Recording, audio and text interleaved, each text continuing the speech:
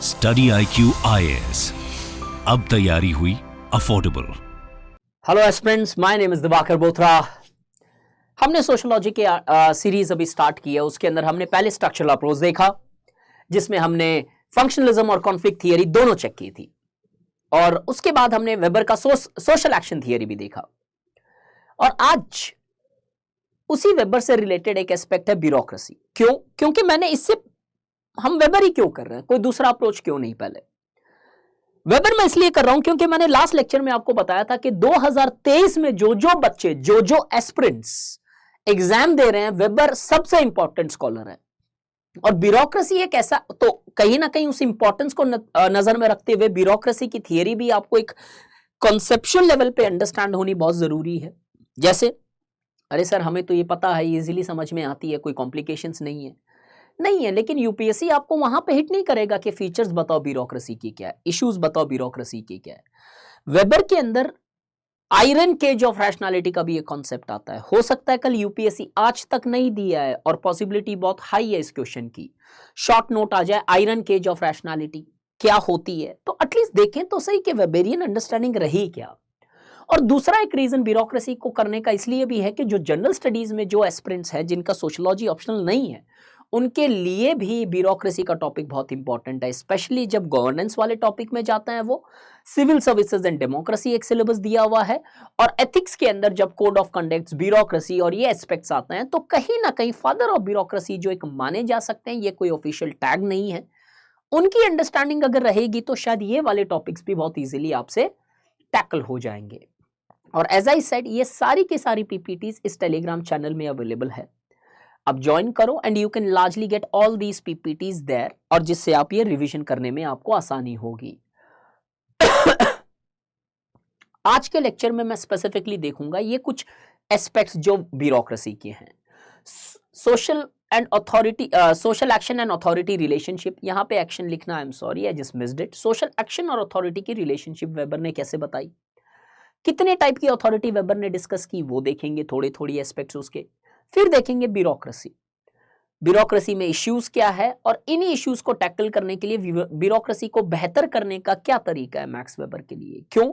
Bureaucracy एक ऐसी organisation, weber ने बोली, जहां पे वेबर का एक स्टेटमेंट है, once established it is unshatterable and the hardest things to destroy, कि एक बार अगर ब्यूरोक्रेसी किसी पे एस्टैब्लिश हो जाए तो उन्हें खत्म करना ऑलमोस्ट इम्पॉसिबल हो जाता है।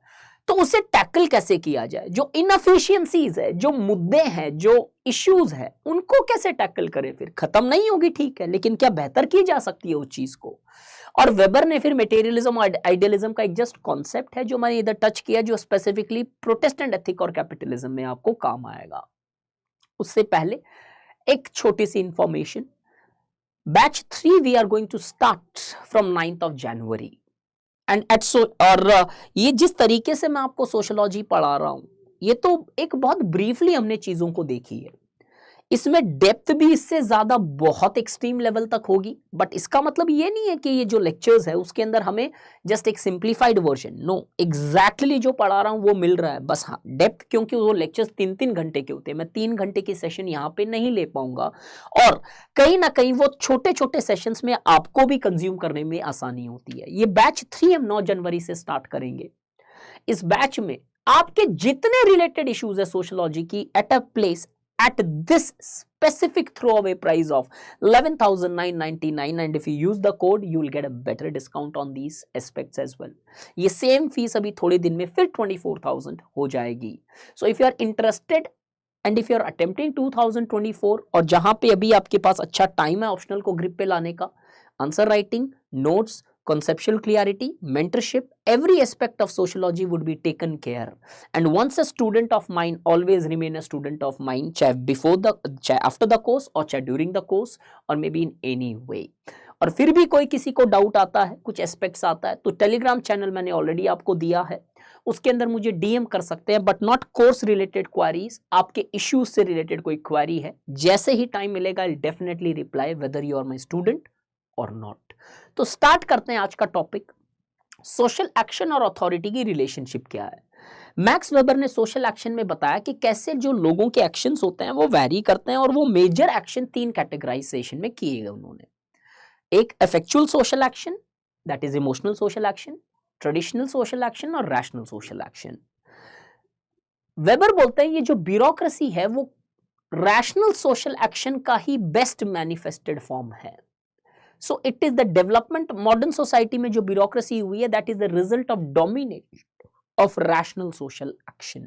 तो bureaucracy to Max Weber or authority, especially not authority, bureaucracy to Max Weber is nothing but a domination of rational social actions present in the specifically modern societies. तो bureaucracy is therefore rational action in an institutionalized form. ये हमेशा याद रखना क्योंकि bureaucracy में this could be a very good part of introduction here. Weber ने माना कि सिर्फ ब्यूरोक्रेटिक फॉर्म की अथॉरिटी नहीं मिलती दुनिया में दोस्त, बहुत सारी और भी प्रकार की अथॉरिटी है। क्योंकि एक्शन 3 टाइप के हैं तो कहीं ना कहीं उधर अथॉरिटी भी 3 टाइप की होगी। ट्रेडिशनल सोशल एक्शन में लोग ट्रेडिशंस को फॉलो करते हैं। क्यों करते हैं? कहीं ना कहीं कुछ एक ट्रेडिशनल अथॉरिटी रहेगी उन सोसाइटीज में। तो make a point very clear, weber ने 3 एक्शन जो बताया तो उनके अकॉर्डिंगली उन्होंने 3 अथॉरिटीज डिमार्केट की, 3 अथॉरिटीज का डिस्कशन किया, जिसमें सबसे पहले आती है करिज्मेटिक अथॉरिटी। करिज्मेटिक अथॉरिटी जो हम जनरल समझते हैं, वेबर ऐसा नहीं समझता है। यहां पे स्टूडेंट सबसे ज्यादा मिस्टेक करते हैं। charismatic authority has been understood by us generally as an authority based upon charisma, कि a particular person is believed, a particular person is largely having a superpower and as a result people start following that particular person. एक करिश्मा होता है, एक aura होता है उस आदमी में, तो लोग उसे फॉलो करते हैं। मैक्स वेबर बोलते हैं yes, charisma is important for charismatic authority, but in reality it doesn't matter reality में कि उसके पास वो करिश्मा है कि नहीं। Does not matter whether the person truly has charisma और not, just a believe that yes he has a charisma is sufficient. तो मैक्स वेबर की charismatic authority is derived from charisma, but that charisma is not dependent upon the abilities of a person, rather than that charisma is merely a understanding where the followers believe that this person has a power. सच में है या नहीं कोई मायने नहीं रखता है। Oh my God movie देखो आप, उसके अंदर लोगों ने मान लिया कि परेश रावल के पास पावर है तो वो करिश्मेटिक अथॉरिटी बन गया। रियलिटी में कोई करिश्मेटिक पावर नहीं है। इंडिया में बहुत सारे babas, godmans are actually believed to have charismatic power, and most often we come across various incidents that how these babas are actually not having any real power, it was just that the followers started believing these people has a power. तो always remember this, charismatic authority completely depends upon followers.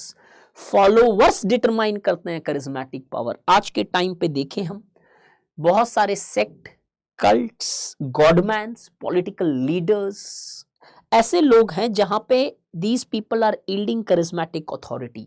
For example, to a very greater extent, our present day prime minister is also somehow part of this charismatic authorities, कि उनका charisma और aura इतना strong है कि they people follow this particular person because of that charisma. People believe that this person can largely bring change in the society.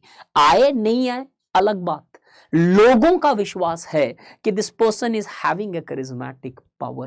So charismatic authority is an authority where the authority is derived on the basis of charisma, and this charisma is said to be present only when the followers believe.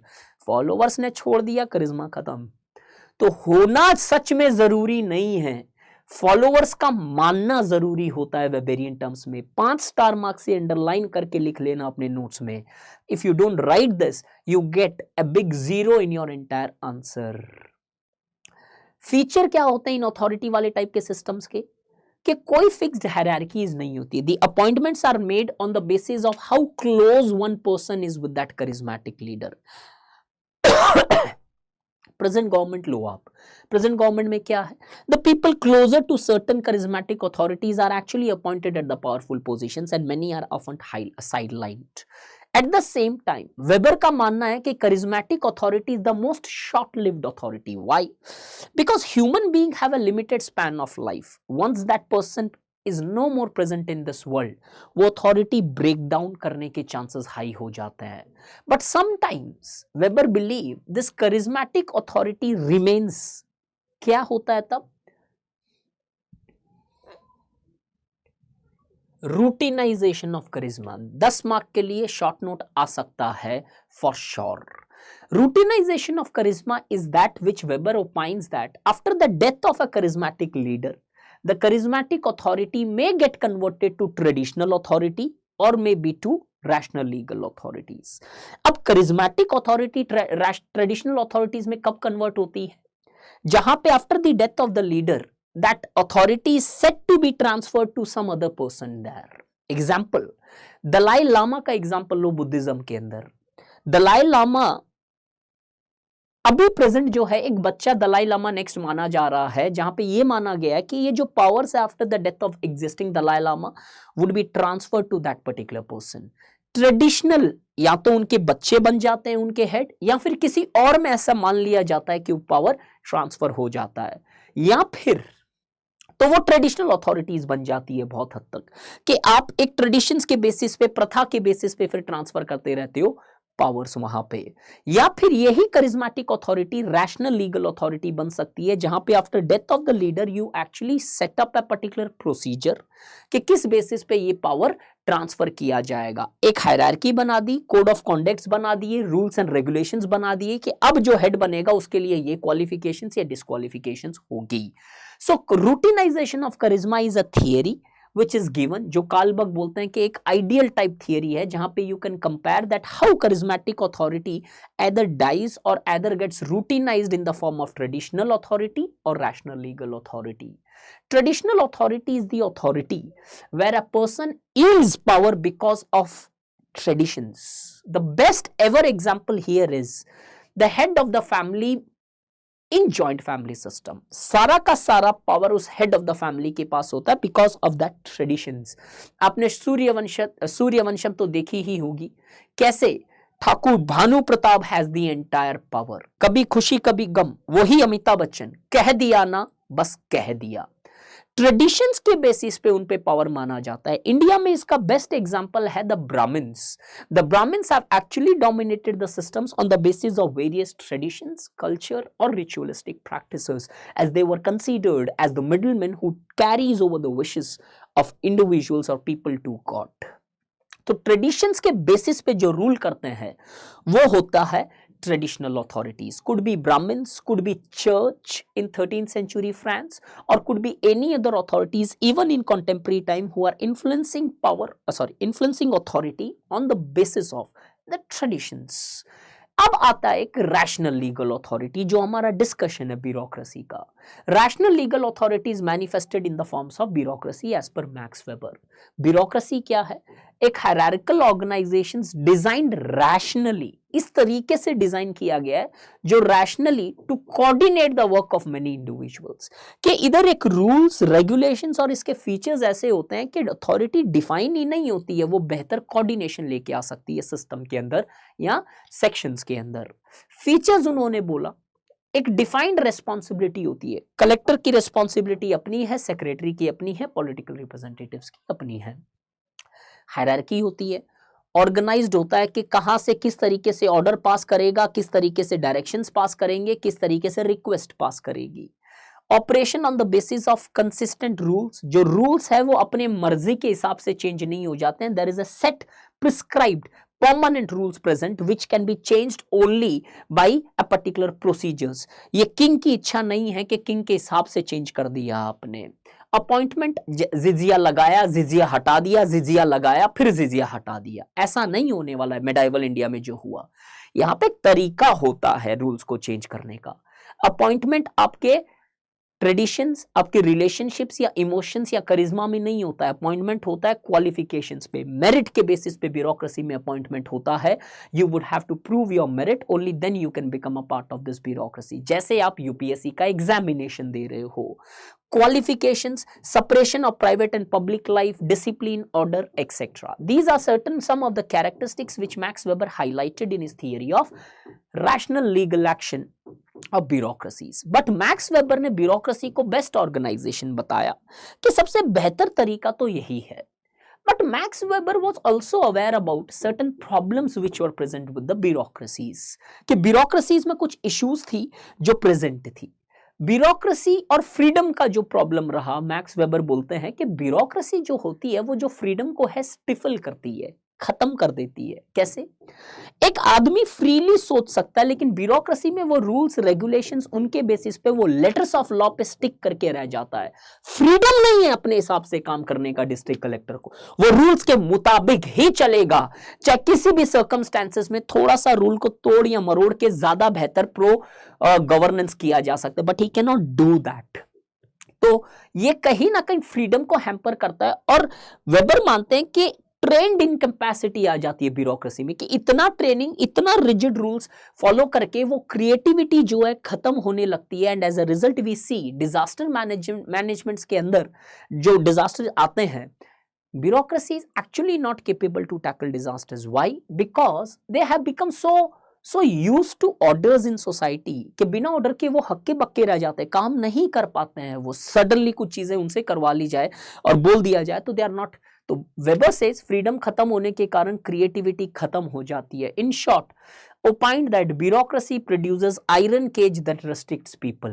जो cage है वो rationality का, उसमें फंस जाते हैं और वो रैशनल के हिसाब से डिसीजन लेने पड़ते हैं, चाहे कई बार आपको लगे कि ये सही है कि नहीं। गंगा जल अपहरण जैसी मूवीज देखो, एसपी को क्लियरली पता होता है कि ये पर्टिकुलर पर्सन है जो कल्प्रिट है या फिर पर्टिकुलर पर्सन है जो ये एस्पेक्ट है, लेकिन कर नहीं पाते हैं। क्यों? वो रूल से बंधे हुए हैं। कई फेमस पिक्चरों में आपने डायलॉग सुना होगा ना, हमें गोलियों का हिसाब देना पड़ता है। वो कहीं ना कहीं दर्शाता है कि किस तरीके से आप रूल के बेसिस पे इतने बंध जाते हो कि even despite having clear cut understanding you will not be able to take a call of actions। ineffective in crisis situation, crisis में काम की नहीं है क्योंकि crisis में चाहिए creativity और ये खत्म हो जाती है ब्यूरोक्रेसी में because of iron cage of rationality। Are experts and hence may exploit and dominate। Weber बोलते हैं ब्यूरोक्रेट जो है मेरिट पे अपॉइंट होता है और इसके कारण ये एक्सपर्टाइज होती है, इनके पास क्वालिफिकेशंस होती है, क्षमता होती है, और इसके कारण कई बार ये पॉलिटिशियंस पे भारी पड़ जाते हैं, पॉलिटिकल रिप्रेजेंटेशंस पे डोमिनेट करने लगते हैं। तो ये इसमें क्या प्रॉब्लम है? ये लोग अगर डोमिनेट करने लगे तो कहीं ना कहीं सिस्टम के ऊपर मोनोपोलाइजेशंस कर लेंगे and they will not allow the good changes in system. Take an example, lateral entry जब आ रही थी तो यही आईएएस की लॉबी सबसे ज्यादा अगेंस्ट में थी क्योंकि इनके जो फ्यूचर है वो खत्म हो रहे थे। ये आईएएस और आईपीएस की लॉबी इतनी स्ट्रांग है कि बहुत सारी फाइलें इधर से उधर पास नहीं हो पाती है दूसरी सर्विसेज की। अब ये क्या बता रहा है क्लियरली कि इतने एक्सपर्ट, इतने डोमिनेट अगर हो जाएंगे तो कहीं ना कहीं जो पीपल्स रिप्रेजेंटेटिव है वो are accountable to people, their accountability would be hampered. So Weber बोलता है कि ये डोमिनेशन भी करने लगते हैं सिस्टम में कभी कभी, और that is not good according to Weberian lines, and in fact reality में भी सही नहीं है। आईएएस अगर डोमिनेटिंग हो जाएगा तो उससे घातक सोसाइटी में कुछ नहीं होता है। क्यों? रिप्रेजेंटेटिव्स अकाउंटेबल होते हैं लोगों को, आईएएस ऑफिसर की लोगों के मात्र पे कोई अकाउंटेबिलिटी नहीं होती है, वो अपनी हायरार्की में अकाउंटेबल होते हैं। To Weber therefore the process of rationalization which bureaucracy rationalization को इंडिकेट कर रही है, लेकिन धीरे धीरे इसी rationalization के अगेंस्ट में चलने लगती है क्योंकि ये लोग डोमिनेट करने लगते हैं और रैशनल चीज़ों को नहीं आने देते हैं। जैसे अभी की ब्यूरोक्रेसी रिफॉर्म्स को नहीं आने देती, तो दैट शोइंग दैट हाउ वो खुद एक इरेशनल ऑर्गेनाइजेशंस बन के रह जाती है। अब इस ब्यूरोक्रेसी को क्या कोई तरीका है टेम किया जा सके, इश्यूज को टैकल किया जा सकते? एक तरीका है, वेबर का कोई भी मिडिल क्लास और मासस पे विश्वास नहीं था। Weber believe that masses and middle class do not have power to tame bureaucracy, to control bureaucracy's power. Weber believed this bureaucracy can only be controlled अगर पार्लियामेंट्री टाइप की डेमोक्रेसीज है या government है सोसाइटी में, जहां पे elected representative should be made head of the bureaucracy, so that ये जो इलेक्टेड रिप्रेजेंटेटिव है लोगों के लिए अकाउंटेबल है, लोगों के हित में काम नहीं करेंगे, इनको हटा दिया जाएगा। तो जब ये हेड होते हैं तो ये इंश्योर करेंगे कि कैसे ब्यूरोक्रेसी है जो लोगों के लिए काम करे, क्योंकि अगर ब्यूरोक्रेसी काम नहीं करेगी इन्हें हटा दिया जाएगा। तो वेबर के हिसाब से parliamentary form of government is the best mechanism to tame the bureaucracies और to regulate the evils present in the bureaucratic organisations. अब दिस वाज ओवरऑल, एक मैंने टच करके सारा एस्पेक्ट ब्यूरोक्रेसी का आपको शॉर्ट में बताया। This series are done with the two reasons. One, आपको एक टॉपिक पूरी की पूरी 25 मिनट्स 30 मिनट्स में मिल जाए कि कंटेंट आपको इतना ही पढ़ना है, और at the same time I am doing this to show that how we teach at Study IQ. Weber ने मटेरियलिज्म और आइडियलिज्म के बीच में भी बहुत बड़ी जो डिबेट थी उसे सॉर्ट आउट किया। स्पेशली अगर देखें तो उन्होंने जो मेजर डिबेट सॉर्ट आउट की मटेरियलिज्म और आइडियलिज्म और नियो कैंटियंस और पॉजिटिविस्ट, और दोनों के बीच में एक मिडिल पाथ पैदा किया जो उनकी थियरी प्रोटेस्टेंट एथिक्स और स्पिरिट ऑफ कैपिटलिज्म के अंदर दिखाया जाता है, ये वाला पार्ट। रिमेंबर, 2 पॉइंट बोलता हूं, ध्यान से सुन लेना। सोशल एक्शन थियरी, नियो कैंटियंस जो बोलते हैं इंडिविजुअल्स इंपॉर्टेंट है, पॉजिटिविस्ट जो बोलते हैं स्ट्रक्चर इंपॉर्टेंट है, उन दोनों को ब्रिज करने के लिए लिखी गई। प्रोटेस्टेंट एथिक और स्पिरिट ऑफ कैपिटलिज्म आइडियलिज्म और मटेरियलिज्म को ब्रिज करने के लिए लिखी गई। मटेरियल बोलते हैं मटेरियल ही रियल है, आइडियलिज्म बोलता है आइडियाज और थॉट ही रियल है। दोनों को ब्रिज किया इस थियरी में। So this was overall a particular bureaucracy, जहां पे हम और भी एस्पेक्ट देखेंगे आगे, McDonaldization and others, but these lectures I hope help you to develop a very good conceptual clarity on these topics which we are covering here. Just again a reminder, batch 3 is going to start from 9th of January. If your people are really interested in taking your sociology to the next level, where this batch will provide you the answer writing skills, standard answers with intro, body, conclusions, their PPTs, their PDFs, handwritten notes, my personal notes, everything, and you don't have to study even a single S of sociology outside these notes. So if you are interested, do join the batch. If you use the code, you get a handsome discount here, and this would be a fees where you'll able to master your sociology to get to that goddamn 300 plus marks. It's my assurance to all of you here. In the initial days from 9th which the batch starts, we will be doing the various aspects of concepts. 10 से 12 दिन मैं आपको socialize कराऊंगा। Sociology में syllabus discuss किया जाएगा, integrate करके क्या डिमांड रही, क्या प्रीवियस क्वेश्चंस रहे, and various aspects, then the concepts, then the theories, and then we start with the chapter of stratification. So thank you so much. Have a nice day. I hope this session helped you in understanding the bureaucratic aspects of Max Weber. Thank you again. Study IQ IAS, अब तैयारी हुई affordable.